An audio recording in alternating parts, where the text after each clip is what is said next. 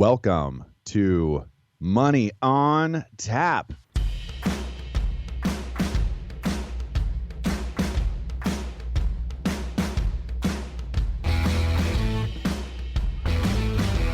Money on Tap, your personal finance headquarters, where we bring out the professionals' experience and some fun in what we call three-dimensional investing, utilizing insurance, brokerage, and fee-based planning. That's what we do on this show. We look at all sides of the issues, and we bring a fully independent planning perspective to the table. Welcome back. You're listening to Money on Tap. You can reach us at 855-226-8551 or info@yourmoneyontap.com. My name's Seth Cressman, and I'm joined here once again with Ben Brayshaw and Dan Mickelin. How are you guys doing today? I'm doing good, Seth. How you doing, Dan? I'm doing really good. Really good. Excited for the show. I think it's a good topic, and it's something that we talk about with a lot of people that we meet when we start talking about trends we see in the market. So I'm excited to get to it. Dan's always excited about the show. He always thinks it's good. When are you going to say this show is going to stink? Don't turn off the radio. Don't listen. That'll be my last show. Okay, good. The next show after your last show. That's right. It's my sign off. Your sign off. Yeah, there's a little truth to that joke there. Sometimes we have topics in here that we're like, you know what? Even as financial planners, we got to do it. But it's not our favorite topic. Or it's not our favorite show. However, what we do get excited about is you and the opportunity we have here at Money on Tap as financial planners with Brayshaw Financial Group. If you didn't know, that's what we do. But we're excited about that connection that we get with you and an opportunity to introduce something maybe you haven't heard about. Or maybe we're just deepening your access into what's important for you in financial planning. And it is a big topic and one that most people just kind of shy away from, and we get it because everybody's got their experience with money, and sometimes it can be a little bit overwhelming or intimidating to get in the room and sit down and do some financial planning. Well, we're going to grab some bite-sized pieces. We're going to grab some topics, and it just happens that today's show is it's a topic that we spend, I would say, a significant part of our time on. Last show we were talking about the CPI, and you know what, frankly, it was a great show. And it's not a topic that we're going to bring up and talk a whole bunch. But what we're talking about today is building and navigating generational prosperity. And man, even as I say that, that's just like, oof, that takes up a lot of space in this room today.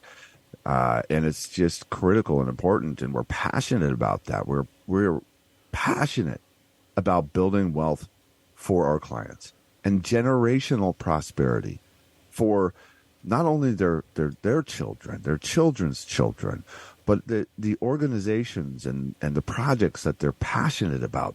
That's you. If that's you, yeah, give us a call. That's what we're here for. And stick around. The show's going to make a difference in your life today. So I'm excited too. All that to say, Ben, I'm excited too. I think this is going to be a great show. Yeah, I do think it's a great show. I think it's really hard to absorb the fact that, the U.S. household assets are projected to increase from roughly $87 trillion today to $140 trillion. I'm not saying billion, I'm not saying million, I'm saying trillion by 2030. That was by the Deloitte Center for Financial Services. I think, that increase by 2030 is just, it is literally almost hard to even, you can't comprehend it, but it's just hard to think it's that large of a growth trajectory and all the craziness we're having. Our last show, we talked about the CPI and the Fed's still potentially raising rates and what's that going to look like and everything else. But,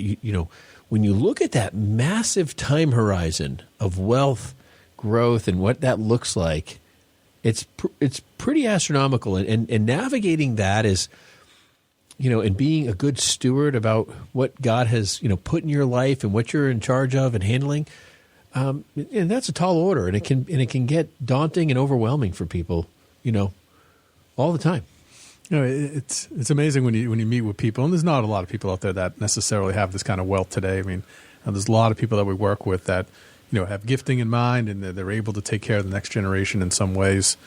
and we love helping people do that. And there's lots of different ways we can help them accomplish that. But when you have that opportunity to sit with somebody who's truly got enough wealth that they can, to Seth's point earlier in the open, they can take care of the next 2, 3, 4 generations of their family to come, presuming there's some good stewardship between here and there. I mean, anybody can blow a ton of money, but, it's just an unbelievable feeling and opportunity to set that kind of a thing up. And, the impact you can have on the people most important to you for a long time to come, it's really amazing. It's got to be an amazing spot to be in. Yeah. Hey, I can't wait to get into it with you guys, and we're going to get there in just a minute. But right now, it is time for Money in the News. First up from Fortune, it's brought to us by Alicia Adamczyk. Americans' 401ks got slammed last year, Vanguard reveals, along with how much more money boomers have in the bank than everyone else. That's kind of a tie into one of the themes of the show is taking a look at that baby boomer generation. But this really applies to all of us. So the average retirement account balance fell by 20% compared to 2021 in the downswing from 2022. So that's a pretty significant dive across the board for all investors in retirement accounts at Vanguard.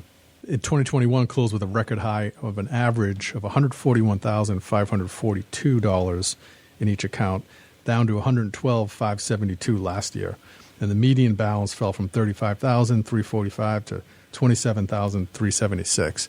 And they further break it down by generation, and we're going to kind of dive into that, by various age groups. But the fact of the matter is anybody would probably presume if you were in the market in 21 that things were not great, and we saw all the major indexes take a bit of a fall. But when you're thinking about people's retirement accounts and how precious those are towards how they prepare for that phase of life, a 20% drop in a given year in those accounts is certainly substantial, and it's something that needs to be addressed with future planning. Thankfully this year has been good, and I bet a lot of those accounts have begun to rebound. But you really hope people didn't exit the market entirely out of fear, which we'll get into here in the article. There's some concern around a lot of people who do that. Yeah, I mean, I think last year was an absolute catastrophe for a lot of people, and honestly, with 10, 20,000 people a day retiring in the baby boomer marketplace, I mean that's a lot of people going to cash or hitting that negative event in a market. It just sends fear through your bones. I think that's one of the things, setting up planning for people to really help them, create some sort of foundation around their retirement has been a long stay for us of what we do for people and trying to really, weather that. And that's become significantly easier with interest rate hikes. I mean, these interest rates, make fixed income planning significantly easier and much more attractive than kind of this weathering the storm of the market. But that being said, you're right, Dan. I mean, there's so many people have just sold out of the market. I mean, we were talking to some people the other day, and I was just thinking about how they just took an absolute bath last year, and they didn't sell, thank goodness. But the market hasn't fully recovered their value. That's the scary part. I mean, the market's doing well, and people aren't doing that.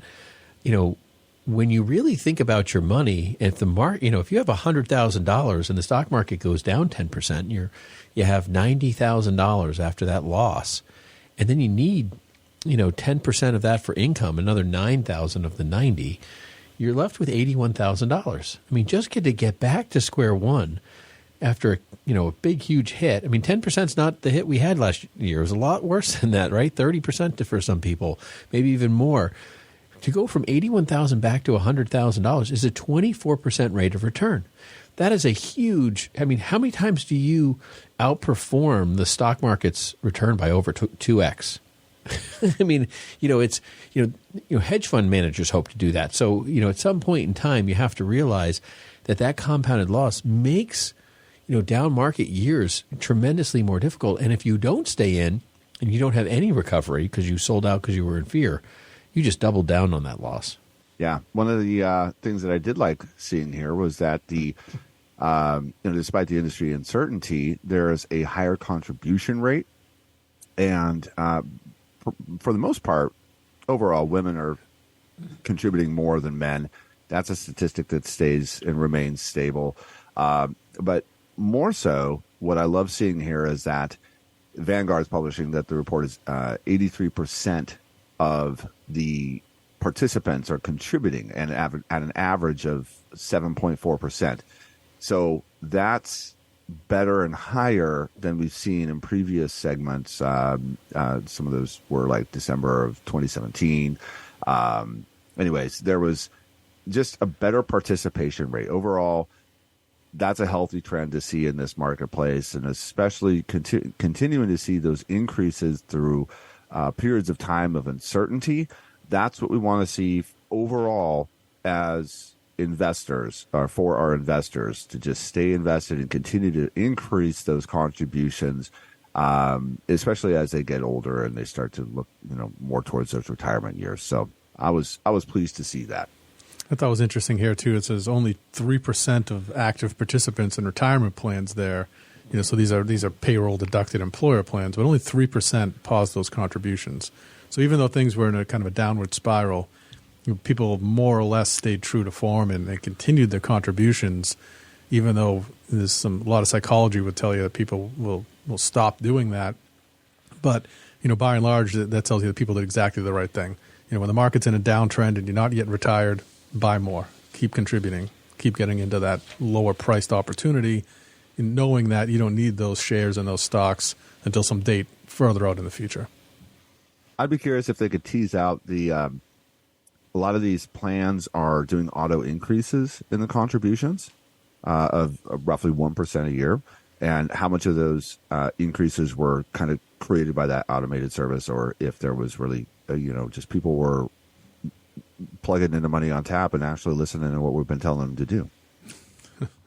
Well, hopefully we're having that kind of effect on that kind of scale. That would be great news. But the thing about this recovery, just to hit one last point, so much of what's happened in the market so far this year has been driven by the mega cap tech world, right? And how many of these retirees and pre-retirees are actually in that part of the market? You hope they're still having some exposure to that, but in reality, a lot of this recovery has probably not been felt by that group of people. Yeah, I think we've mentioned it a few times. The AI, I would call that the boomer trend right now. Like, not that boomers are buying it probably, but like your point, Dan, but that is forcing our market in the tech space to really, find its own new heights. It's been incredible what the Qs have done. The tech space has just absolutely skyrocketed. And I don't know if, I don't know that I can say that we have a coming down scenario just with all that's happening around AI, because it is changing the scope of technology. It's taking it to another level. So, and I think the introduction of AI takes something that's already tremendously addictive, the technology we live in, the phones, the iPads, the computers, whatever, all this stuff that is just so immersed in our life. When I see what AI does and I see how you can implement it, it's literally, I think it's literally like going to be attached to our skin. It is submerging itself in our bodies and our souls and our minds. Like, it is part of life. And we've joked around a zillion times over, right? What is tech?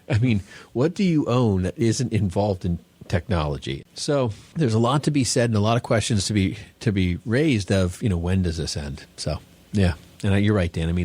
The boomers are not engaging in this expansion space. Well, now the AI is building portfolios. AI is going to recommend you buy AI, isn't it? I think so. It should be biased. I would. Greg Bartalos of Barron Advisors, thank you so much for enlightening us on this travel surge to Europe. Isn't the only reason to invest there. So what's happened? Cooped up over COVID, right? People did a lot of domestic travel. Well, now it's gone international, and it's a huge demand. Actually, what was it? A couple of weeks ago, I think we were kind of talking about some travel stocks and some of the stuff that we've seen in recovery in some of these areas. And particularly, I think we were talking about airlines and some of the tickers on those airlines and how they've done so well. No, actually, it was cruise lines. That's what it was. Either way, travel is a big deal. And what we've seen is that, yes, those have gone up, but it's not necessarily supporting the Euro Stoxx index. It's at about a 36% discount to the S&P 500. The idea here, big idea, was that, kind of a contrarian trade is that there's an opportunity here, right? U.S. has done fairly well, primarily because of, AI, as we've mentioned, and, that's been leading the trend here with us. But Europe has been a bit of a lagger. And so maybe with this, not only the travel happening, but China was a big part of this story as well. And money flowing in towards Europe, is that might be an opportunity as a trade. Yeah, I know the travel expectations have increased 55%, right? People's willingness to go over there and ability to get there, post-COVID. So, it does seem like opportunities ripe. And, there has been, with the Fed moves, discounting of the dollar, which is making, exports from Europe a better opportunity for those manufacturers and builders there. So, taking a good look at Europe, considering its discount to the S&P 500 right now, it looks like this could be some returns. Could be some opportunity there. Next up, we have Apple tests generative AI tools to rival OpenAI's and ChapChat and so forth. Yahoo Finance. This is, it's funny. We were just talking about this. I was just talking about this the other day, so you guys had to throw this in my face. This is a Reuters article. So Apple is in the background, according to a number of people reporting in, no names named, of course, that Apple is building their own AI called Ajax. And they're using this, large language models, the LLMs as they call them, and they're testing this, and some engineers are calling it the Apple GPT. It doesn't surprise me that they would build from the ground up, because that's what they do with almost everything, right? So it makes sense that they wouldn't. They're either going to buy you because they don't want to do it, or they're going to, do it themselves. I mean, that's pretty much their story. So I think it's interesting as we kind of dig through this, because, I mean, if someone's going to do this well, right? I mean, Apple's standards, I mean, I think it's going to rival pretty well. I mean, they've got the money, they've got the cash, they can hire everyone to do what they need to do. I don't think the thing is going to come up short-sighted if that's the case. No, Apple doesn't tend to finish second in anything, right? So it seems like being deliberate and maybe intentionally so to get into this market space, but you'd have to presume that, when they do, that they'll make a significant splash. And, when this article hit, it actually drove the stock price to an all-time high. I'm not sure. It's probably receded a little bit since then. But, I mean, being the tech player that they've been for the last 30 years, you couldn't imagine that they're going to miss this boat entirely and not take a presence in this market. It's bound to happen. Well, why not? Apple's pretty much set the record for, grabbing innovation and really pulling it through and teasing it into a different direction that really connects with the consumer better than everyone else.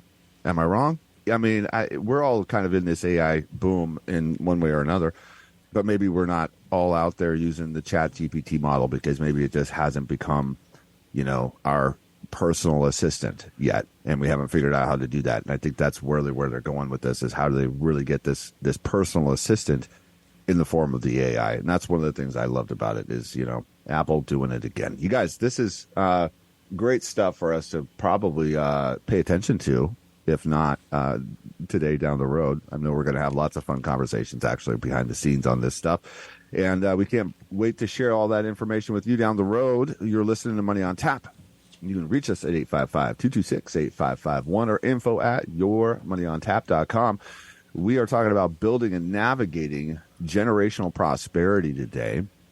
And if you are a podcast subscriber, make sure to drop us a note and let us know, because we want to send you some Money on Tap gear. And if you're listening to us on the radio today, hey, all you got to do is open up the podcast, search Money on Tap, subscribe, send us a note. We're going to send you some fun stuff, and we can't wait to join you there. And we appreciate you all for being here today and joining us in this journey of building and navigating generational prosperity on Money on Tap.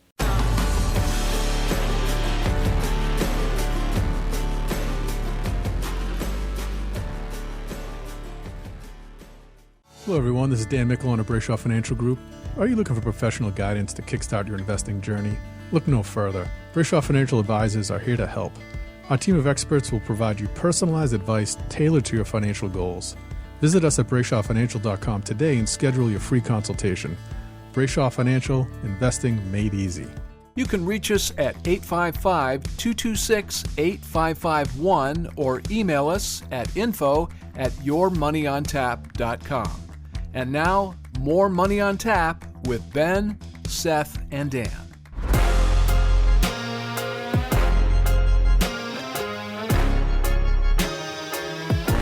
Welcome back. You're listening to Money on Tap. You can reach us at 855-226-8551 or info@yourmoneyontap.com. It is the show we've been talking about for a while, and it's building and navigating generational wealth. Really close to our hearts as planners. We are really passionate about working in this arena. And I think one of the things for us that why does this captivate or capture so much of what we're about at Brayshaw Financial Group and why we do Money on Tap is it really harnesses the big picture, and it brings all of the industry to a focal point. And that is the accumulation and then that distribution, and not only the distribution while you're in that retirement phase, but it's the needs of your family members while you're here, the needs of your family when you pass, the process that you choose to pass through. You know, that's a lot of the estate planning idea. And the transition of wealth, it's remarkable how oversought it is, or how underutilized it is. I think the statistic is there's only about 60% of the population that actually has anything in place, like in regards to a will, or and less than that when we start talking about some of the other tools and vehicles that people can really use to mitigate some of the taxes and allow for, you know, their desires to be carried through in this process. So it really is. It's not just, you know, we talk a lot about investing, and we talk a lot about, you know, risk management and using life insurance and, you know, all these parts and pieces of financial planning. But this is it. This is kind of the top of the mountain for us. And so this is going to be a lot of fun for us to get into with you today. Yeah. Wow, Seth, that was a lot. I really appreciate that. That's a great perspective. And I think the idea of accumulating wealth, distributing wealth, and creating the transference of wealth is a very complicated process, right? We talk about it with quite ease. I mean, honestly, we're like, boom, boom, boom, this is what you do. But the truth is that going through each of one of those and doing them well requires a lot of, you know, kind of linking pieces together. You know, I remember those, you know, the chains, you know, the paper chains you'd make as a kid, and you hang them on the Christmas tree, you create your own links, and you're like, oh, this is really neat. And when you can link all of your investments together, and you can bring it together to the point where you're building the right, you know, legal document mix and owning the right assets and creating the right transfer, you know, mitigating, you know, taxes and distribution and how the kids get it, and, you know, if there's a special needs issue, and the building and navigating of, you know, generational wealth. You know, you don't need to be super wealthy to be listening to the show. This is about everyone. Whether you have $10 or $10 million, you have wealth, right? You are a fortunate person to have money put aside that you don't need to live paycheck to paycheck.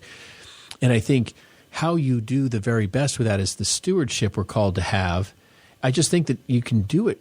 There's so much more people can do when we sit down with so many people. It's like, wow, we could really amplify this to be something significantly more intentional for what your goals are. And I get excited about that. Like I say, boy, I can really bring opportunity for this person where they don't see it. And that actually happened a week or so ago. I was sitting down with a couple, and a person was like, you know, I've been working 40 plus years, and I just don't think I have enough money to retire and accomplish our needs and do this. And so I went through from start to finish, and we worked on a plan, and they were like, wow, I can do this. I can't say that that's the way for everyone, but I would say that the majority of people who sit down with us, you know, I would just say have relief that there's more that they can do, right? I think there's just the, as you said, the mountaintop, Seth, and linking all these things together. They just don't know all the things that you can bring to the table in that facet. Yeah, I think it's, you know, it's experience worth having, not to kind of toot our own horn here, but, you know, generally people, you know, I think in almost every instance, they feel better leaving than they came in, right? Yeah. So whether it's just a quick fact check or Dan's humor. Yeah, that's right. You get a couple laughs no matter what. But just going through the process of, you know, having a sounding board, sitting with somebody, reviewing your assets, going through your goals, and, you know, getting that kind of second opinion on, you know, whether or not there's enough here to make it all happen. I think can be just a tremendous relief for people. And and even if it's not the news exactly we're looking for, you're going to come out of here with a plan as to how to best get there. What's the best chances you have of we making it? did something on a show a while back where it talked about when you did at least a review once a year versus quarterly, like all that stuff about the amount of health that you had. Yeah. And I remember, and I'm not going to quote this probably perfectly, but I remember that if an employer did a quarterly, I think it was a quarterly review on people's investments and so forth with the company, that the person's percentage of work or production time went up significantly, way more than the amount of time spent in the review. I thought that was a tremendous statistic because people spend so much time worrying about money. Money is just a worry. I think that unknown space is worse off. I can just speak for myself, whatever kind of personal crisis it is that I'm going through or whatever thoughts are out there that are kind of nagging at me. It's always worse not knowing until you sit down, you figure it out, put pen to paper, kind of get a real view of what the reality is. There's just something relieving about that. Even if it's not great, you just have a direction to move in and you can kind of put aside all the worry. Yeah. So, kind of with our topic today and just working through building and navigating generational wealth, one of the things that's really important for people to understand is that the majority of the wealth sits in the hands of the baby boomers. They have the vast majority. Up to 2030, it's predicted that they'll have about 45% of all the wealth among all generations. That's massive. The next largest generation is the Gen Xers, which will be, I would say, about 20% of the total wealth today. And and that's continuing to grow. So they're spending theirs down. But what we've noticed, and we've talked about this a few times, guys, is the idea that for the last 30, 40 years of all the historical ways that baby boomers have made money, right? In those diversified portfolios, the large cap assets, the mid cap assets, the small cap, the allocation to the bonds, and kind of that whole diversified portfolio mix is the definition of every historical process of how you make money in the market, and we use that every day today looking forward. And our conversation today about building and navigating wealth is, if the baby boomers are making this change from the accumulation to that distribution phase, and they've accumulated it one way, how are they going to invest their money differently in the distribution phase? How are they going to create distribution, and how are they going to allocate it? And we've talked about this, that as people retire, and I think anyone who's listening who's either retired or going to retire, you're saying to yourself, what? As I hit those retirement years, I definitely want to take less risk, and I don't want to take more risk. And I need income. I want to create as much income as I possibly can, potentially, or at least stable income or predictable income. And that's not generally going to come with just straight up market holds. That's a really good point. You get to the top of the mountain. Now what? I mean, have you ever gotten yourself in that situation where I think of rock climbing, where I just, was like, well, I'm going up. And then the next thing you know, I'm looking down. I'm like, that's a long way that I'm going to travel if I just let go. I better try to make sure that next step down is the right one. Anyways, maybe that works for you. Maybe it doesn't. But there's that accumulation and the distribution. And we're talking about like supply and demand, just simple supply and demand. Money creates and generates needs, and it has the generations have specific things that they're looking for. And I think of some of the things that are not right in front of us today, but just an example of like, well, what has this generation, the baby boomers, done historically? And one of them that, Ben, you brought this up, this is many moons ago, but it was the Lee Iacocca Chrysler story and the minivan. And I didn't realize that, but that was so true. That was a baby boomer phenomenon, that the minivan was created and it hit the market, and it was phenomenal what happened in that story for Chrysler, the turnaround, and it was baby boomer money. It was a baby boomer need. And now, well, they're not necessarily buying minivans. They're buying sports cars, and that's what he did. I mean, he literally based every vehicle off of, kind of the age trends of what they were looking for and growing them in and out of the vehicle. Yep. It was pretty phenomenal that he had processed that. And I think we're saying the same thing in the investment world. And there's plenty of investment companies who are trying to answer these trends. There's a ton of different types of investments. I mean, we see the creation of investments, from ETFs to brokerage accounts to annuities I'm just thinking about all the random things that have been created.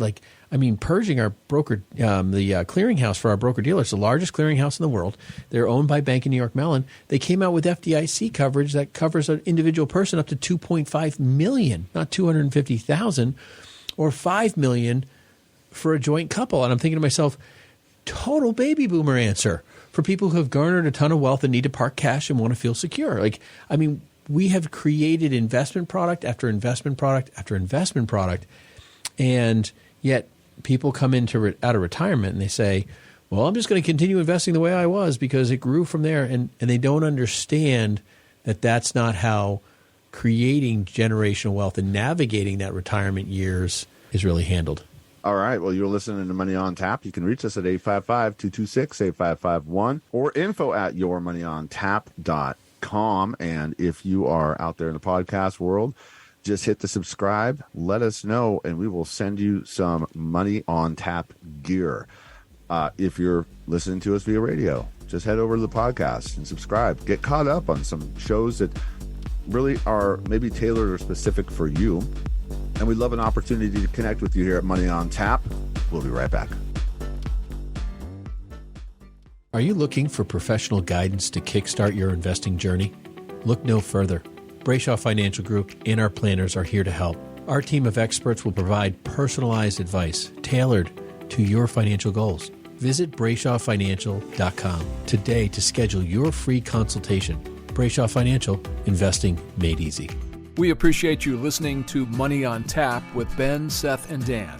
You can contact us at 855-226-8551 or email us at info@yourmoneyontap.com. And now, more of this week's program.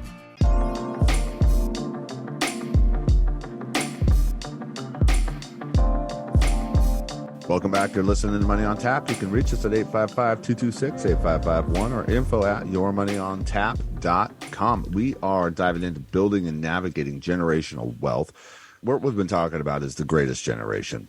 Maybe that's debatable. I don't know. But it's the term that's out there, the boomers. You know what we're talking about. I thought the Gen Xers were the greatest generation. What's going on here? Yeah. So your generation is always the greatest generation. And right now, the greatest generation does happen to have the most wealth. So that's what we're talking about. And why are we speaking to this? Because it is good. There's going to be a great wealth transfer, and it's already happening. The things that we're discussing right now is current, trends, interests, supply and demand. That's the story. That's the story around the money. And that's how it's going to flow. Ben, you were talking about the investments that are tailored specifically to this idea of where the boomer money is heading. Seth, what comes to mind to me, is just like, for instance, something as simple as like the iPhone. As all of a sudden everyone wants an iPhone. Everyone starts spending their money on it. You say it's simple, but I'm still stuck on apps. I'm like, what in the world is this thing? Well, everyone spends their money on an iPhone, and all of a sudden Apple goes up because Apple's taking in lots of revenue. And I think from the trend space, where are baby boomers spending their money? And I think, I would say that there's obviously, when you're going into retirement, you're looking at travel, you're looking at like having a good time. Maybe you're getting a second home and you're getting that fixed up. And, or something like that. I mean, it's honestly really, it's just all the kind of goal-oriented spending, like the cruise lines and the vacation spots and the Marriotts and the Hyatts and the, maybe Ritz-Carlton and so forth. But then, health and wellness. That's just been a massive expenditure. Some of those by choice and some not by choice. And with currently 45-ish, 50 million Americans or whatever the number is of retirees, in the next 70 or 80 million to come, the amount of money spent on these things is going to go up quite a bit. Yeah, I mean, it's definitely a space that you know, if you were an investor, you know, beginning in the 60s and you just had this kind of unbelievable notion and just invested into the trends that this massive population of Americans would spend money on in the retail space, you would have done really well. You know, and kind of getting prepared for this, you know, understanding, you know, the baby boomer generation, you know, and just to give it a quick definition, that's babies born between 1946 and 1964. You know, it was amazing what had happened in that time. In 1946, 3.4 million babies were born, and the following year, 20% more. And that continued until 1954, when baby boomers made up 40% of the United States population, or 1964 rather. So in just that period of time, they become almost half of the population here. And I thought it was interesting, you know, so in 1946, 3.4 million babies were born. The population of America at that point was 141 million. Just to check it, last year I looked into it with a population now in the U.S. of 360 million plus. It was 3.6 million babies. So we're having the same amount of babies with, you know, almost a third of the population at this point, or 3 times. So it's an incredible trend that we went on that just expanded this country population-wise in incredible ways. But just by the sheer numbers of that, you can appreciate the impact that they've had on spending trends in the retail space and what it is that people buy. So these trends, you know, for current investors, you know, this is still something to get behind. This generation is still spending money and still affecting what happens in the retail world. Yeah, a couple of examples that I think of are kind of in that leisure and travel. The Wanderlust Adventures, they are a travel company that they really recognize the desire among boomers for just a unique, and they call it unique and enriching experiences. Well, really what they do is they curate a specialized travel package that's catered to preferences of boomers. You know, it's kind of a top to bottom, it's a vertical in this, where it's a very top to bottom, all encompassing approach to the boomer population and their what they're thinking and how they're wanting to explore and travel. And so they've tapped into the niche and they've experienced remarkable growth and profitability. By the way, this is not a recommendation, just an example. And another one is in the retirement communities, the Haven Retirement Living, or Serene Haven Retirement Living. What they did is they just saw this need for a demand for high quality retirement communities that provide comfortable, enriching lifestyle for boomers, and develop kind of the state-of-the-art retirement community with a focus on amenities, healthcare services, social activities, you name it. I was actually just in a meeting the other day with I'll call her a young lady. And in the background, she lives in one of these places in Southern California. In the background, she says, "Oh, please excuse the noise. It's the Beach Boys." And they actually had the Beach Boys giving a concert at their community. I love the Beach Boys. A one-bedroom sounds fantastic. All things taken care of. I just plug and play and have the time of my life. Yeah, it's incredible, these communities and how they've developed. And I know, I got a number of people that I work with that kind of frequent those and aspire to move into places like that, because they really are turnkey and they really do appreciate that generation and know how to kind of build their amenities and services based upon what they're looking for. But it's important for all boomers out there, or people that are retiring or in retirement, to take a couple of appropriate steps to make sure that can be as successful as possible. And one of the key things, particularly if you're still working and have an opportunity to get to work on this before you retire, is to take a look at a budget, now while you're still employed and what it looks like in retirement after that, because there'll be a few changes, obviously, when you retire that can affect what you spend. But one of the critical issues is to do your best to get out of debt before that day comes. That could be a tall order. I would not say just get all your debt out and liquidate all your assets and pay it all down. Like, that's Danger Will Robinson. What's the guy that does the debt? Dave Ramsey. I've met people who have just taken that to the nth degree and liquidated 401ks, paid taxes, paid off a car. There's good ways and bad ways to pay down debt. And I think there's never wrong to pay down debt, but how you might do it might be more costly than it's worth. And a lot of people don't understand that. And I've seen people get hurt by that. And every situation in the starting point that you're at today, that's your new starting point today, where you're at, what your debt is, what your assets are. There's always a best way to do that. And I think, sitting down with somebody to do that is really valuable. But I am a pay down debt scenario. But at the same time, if you come into $100,000, Dan, and you have, a $300,000 mortgage that's at a 2.5% rate that you're locked in for 10 more years of payments, and you can go and buy a 4.5% or 5% CD, and you're not going to re-amortize that note at a 6 or 7% mortgage rate. There may be some counsel to be had of whether or not you pay that down, or just if you have enough control that you could put that in an account that is guaranteed to make more money and let it sit there for 10 years. You potentially have a better opportunity of entering retirement 10 years from now with more money paid down on that home. Yeah, understanding what the cost of that debt is in terms of interest rate versus what other opportunities exist is something to definitely carefully consider before you just cut that check. But most people don't have self-control. They see $100,000 in the bank and I can do anything with. But at the same time, if you lose your job and you've paid down your mortgage, and you can't pay your mortgage anymore, they're still going to take your house even if you paid it down $100,000. But if you have $100,000 sitting in the bank, you can pay your mortgage for 6 months while you're looking for another job too. So I think having assets around is important. The next piece, Dan, you make this point too all the time, is max out retirement. And I would say that which retirement you're maxing out is really important, whether it's a traditional IRA, a 401k, or a Roth component, a post-tax, that's going to grow tax-free and be tax-free for you in retirement, may or may not be the best direction for you. Well, I'm always a big fan of that. Just working in the 401k space, I love to see people doing what they can to prepare themselves is really what that's about. I'm like, hey, you've got an opportunity, fill this bucket. And in all fairness, that's an opportunity that's not always going to be there. And there may be some other opportunities that we can convert or use down the road too.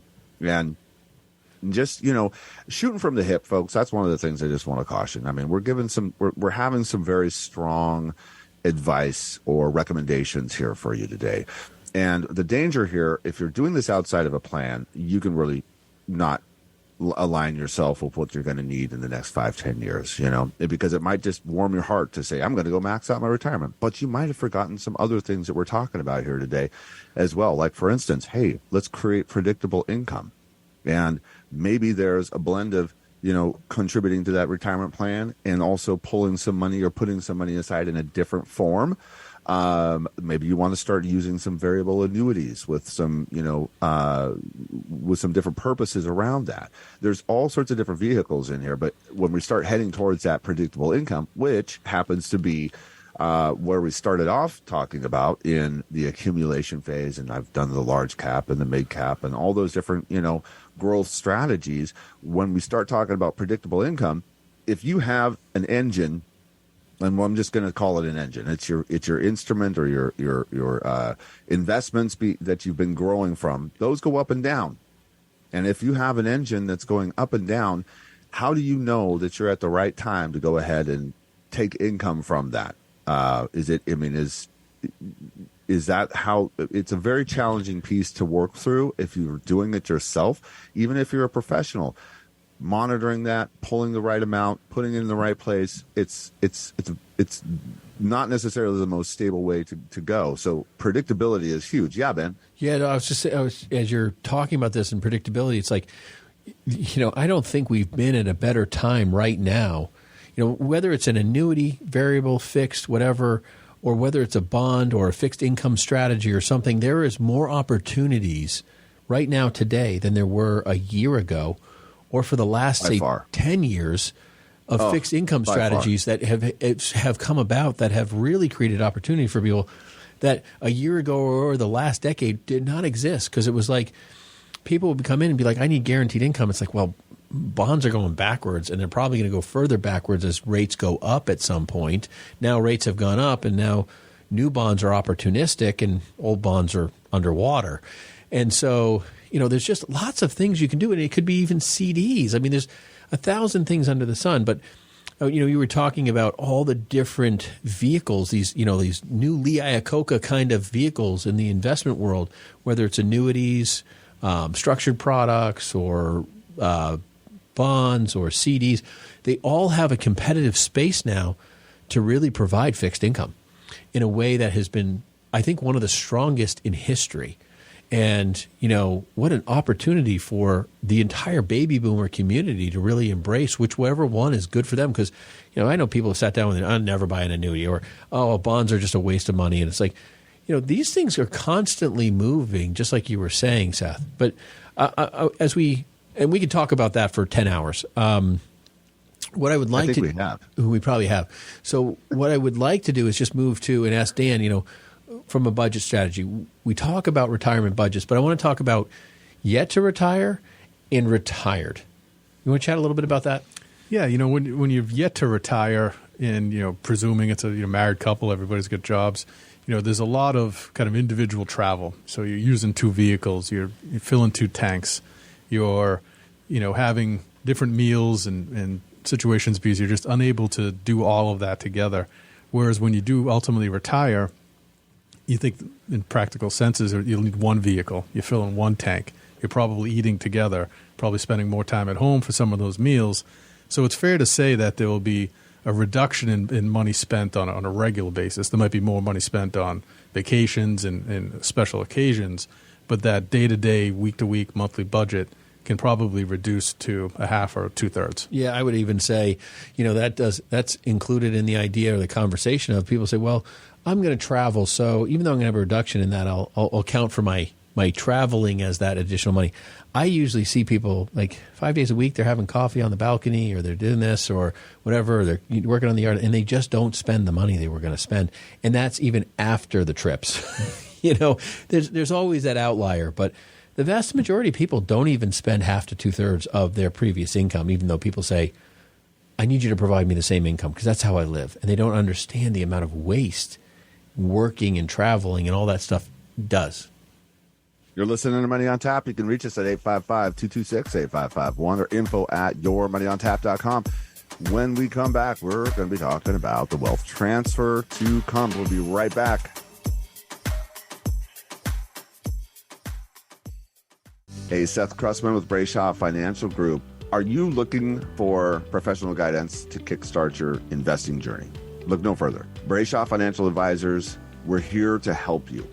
Our team of experts will provide professional, personalized advice tailored to your financial goals. Visit BrayshawFinancial.com today and schedule your free consultation. Looking forward to seeing you there. You can reach us at 855-226-8551 or email us at info@yourmoneyontap.com. And now, more Money on Tap with Ben, Seth, and Dan.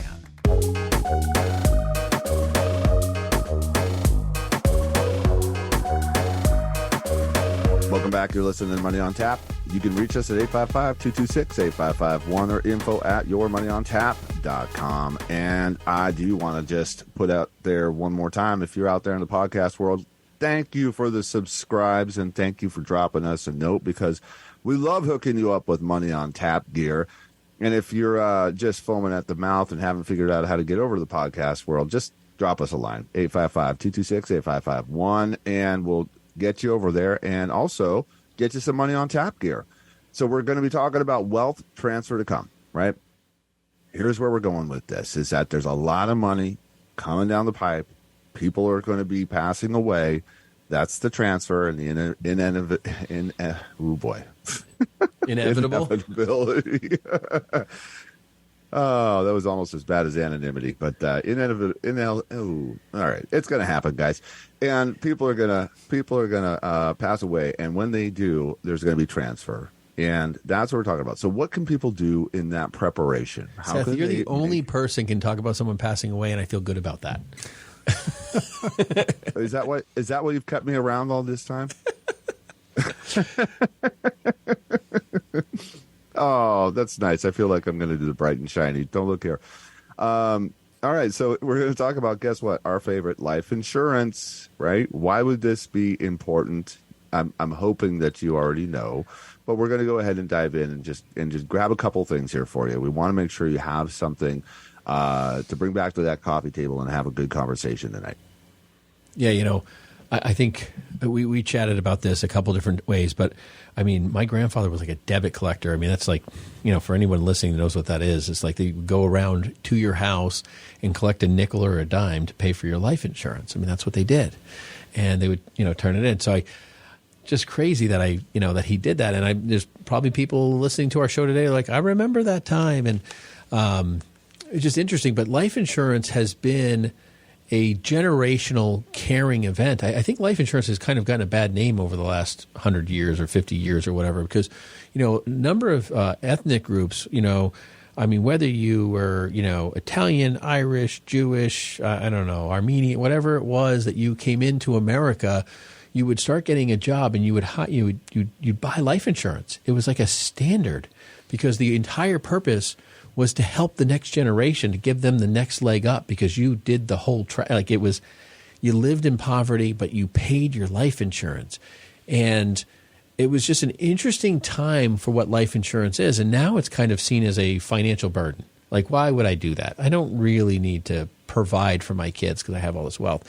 And a lot of people who are listening, I mean, I've had so many people come in the office and say, I don't know that I have enough money to retire. Some of them have 50,000, some have, 5 million. I mean, it's just crazy. People have all sorts of perspectives on what their wealth means to them. And a lot of them may spend this money down. So people say, well, what's wealth transfer? A lot of people forget that the largest portion of the wealth transfer space is real estate, right? I mean, it's your home.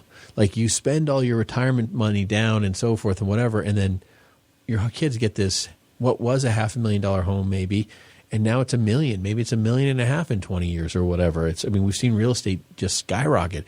And people don't realize that the wealth transfer is attached to everyone just with their primary residence. I just think that's funny that people miss that. Yeah, the notion of insurance can be kind of twofold, right? So there's obviously the death benefit, but it can offset a tax obligation on other assets, right? So if you want to pass on a business or a lot of real estate holdings, that's an easy tool to use to help offset what might be lost in taxes. And as well for families that have multiple kids and multiple generations to take care of, where it's hard to divide the house 5 or 6 different ways when somebody wants to stay there.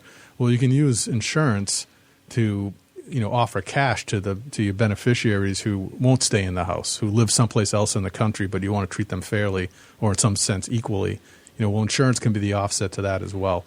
It's just a very flexible tool to be used that passes on tax-free wealth on your death, and it allows you to direct who it goes to, determine what amount is going to be received, so that you can set up those next generations to have benefits from your hard years of working, and put them in a good position to go forward and take care of those that follow them down the road. Yeah, I think a lot of people just forget the fact that life insurance is a tax-free benefit to whoever inherits it. When you inherit these IRAs, I mean, one of the things, I think Seth does a great job about communicating this too, is and not that you don't, Dan. I just thinking about Seth.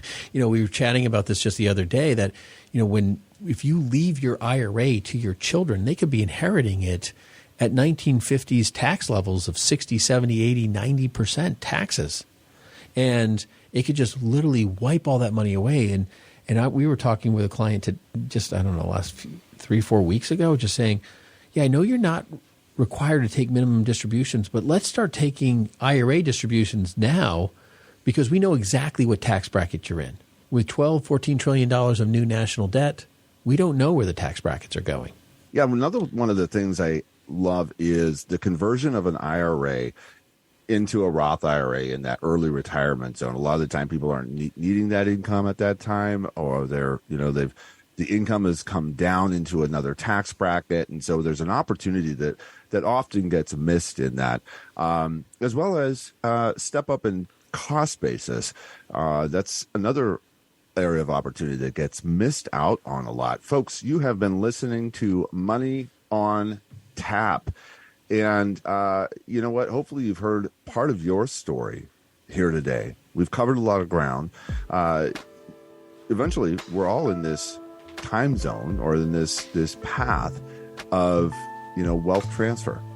And it's just wonderful to come alongside and take opportunities like this to learn about it, to find out what our personal journey is, what we would like that expression to be, and to start crafting that. We love spending time with you here. Be successful in your investing, and we can't wait to see you next week. You listen to Money on Tap.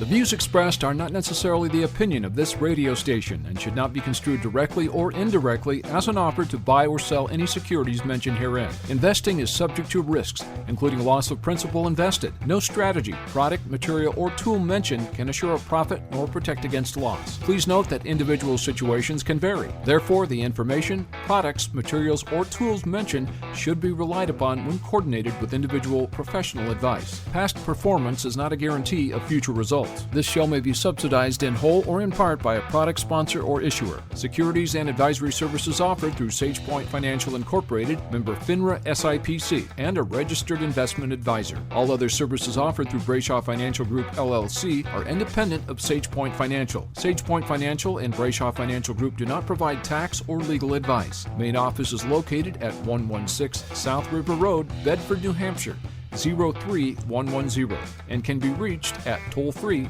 855-226-8551. Well, bye.